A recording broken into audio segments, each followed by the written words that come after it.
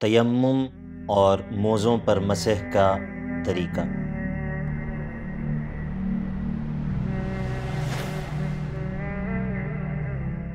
الحمد لله رب العالمين والصلاة والسلام على الرسول الأمين أما بعد قال الله تعالى ما يريد الله ليجعل عليكم من حرج ولكن يريد ليطهركم۔ اللہ تعالیٰ یہ نہیں چاہتے، اللہ تعالیٰ کو یہ پسند نہیں،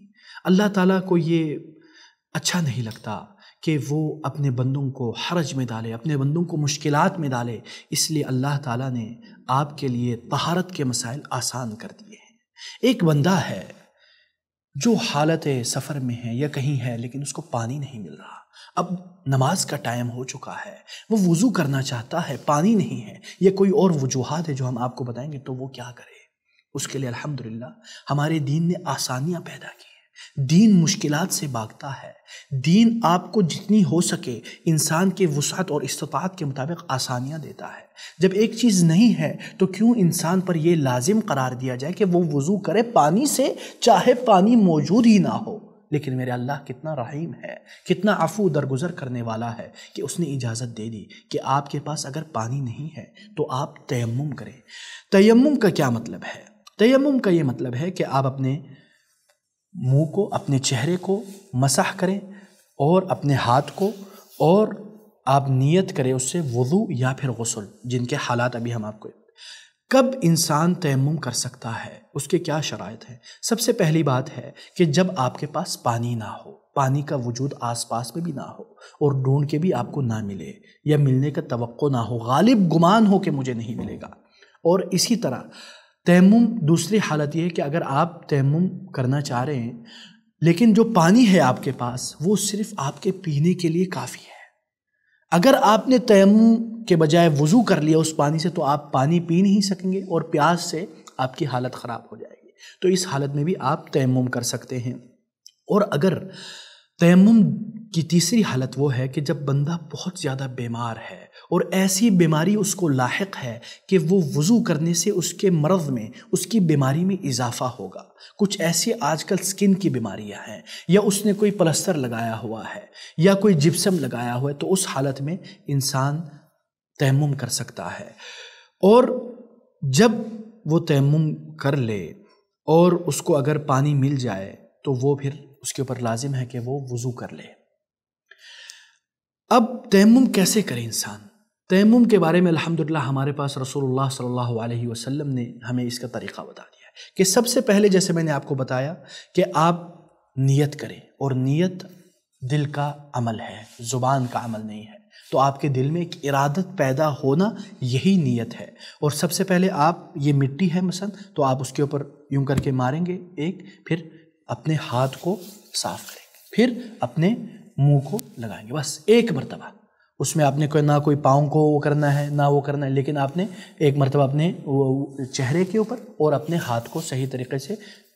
مسح کر دینا ہے۔ اس کو بولتے ہیں التیمم، اور یہ بڑا آسان ہے۔ اور اگر دوسرا جو معاملہ ہے وہ یہ ہے کہ اگر انسان نے جراب پہنے ہوئے ہیں اور وہ بار بار سردیاں ہیں، وہ وضو میں بار بار پاؤں دونوں سے کتراتا ہے، تو الحمدللہ دین نے یہ آسانی، یہ اجازت آپ کو دی ہے کہ آپ نے اگر کوئی جراب پہنے ہوئے، چاہے وہ جلد کا ہو یا کپڑے کا ہو، لیکن مناسب ہو، اس میں کوئی سوراخ نہ ہو، کوئی ایسا معاملہ نہ ہو کہ وہ لگ رہا ہو کہ وہ آپ نے جراب یا خف نہیں پہنا ہوا، تو اس میں یہ ہے کہ شرع نے آپ کو مسح کرنے کی اجازت دی ہے۔ لیکن اس کے کیا شرائط ہیں؟ اس کی شرطیں یہ ہے کہ وہ جو موضع الوضو ہے، جدھر آپ وضو کر رہے ہیں، آپ کے ٹخنوں سے نیچے تک آپ کے پورے قدم کو وہ ڈھکا ہوا ہو، اور دوسری بات یہ ہے کہ وہ جب پہنے تو حالت وضو میں پہنے، اور تیسرا معاملہ یہ ہے کہ وہ جو چیز آپ پہن رہے ہیں، جو جراب آپ پہن رہے ہیں، وہ طہارت، وہ طاہر ہو، وہ نجس نہ ہو، اس کے اوپر کوئی گندگی اور غلاظت نہ ہو۔ اور دوسری بات یہ ہے کہ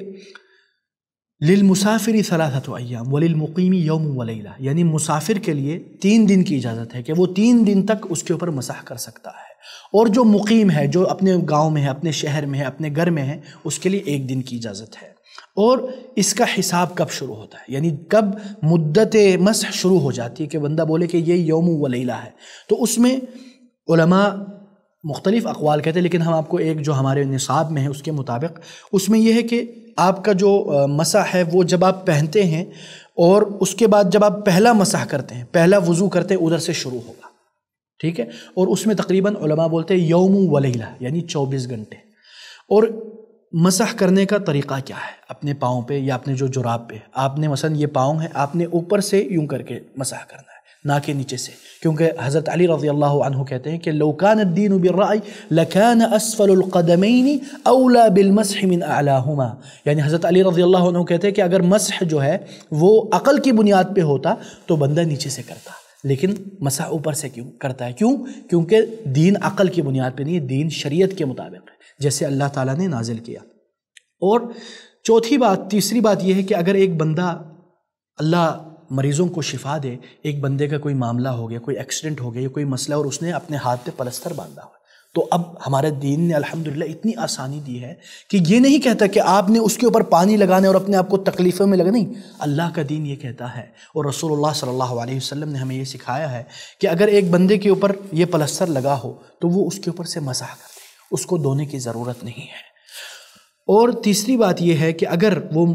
غسل کے وقت بھی، جب اس کے اوپر غسل واجب ہو جائے تو اس حالت میں بھی وہ اس کے اوپر مسح کرے، لیکن اپنے باقی جسم پر جدھر وہ غسل کرنے سے، پانی لگانے سے اس کو تکلیف نہیں ہوتی یا مسئلہ پیدا نہیں ہوتا، تو وہ ادھر پانی سے اپنے آپ کو غسل میں لگائے، لیکن پلستر کے اوپر وہ مسح کر دے۔ بارک اللہ فیکم، جزاکم اللہ خیر، السلام علیکم ورحمۃ اللہ وبرکاتہ۔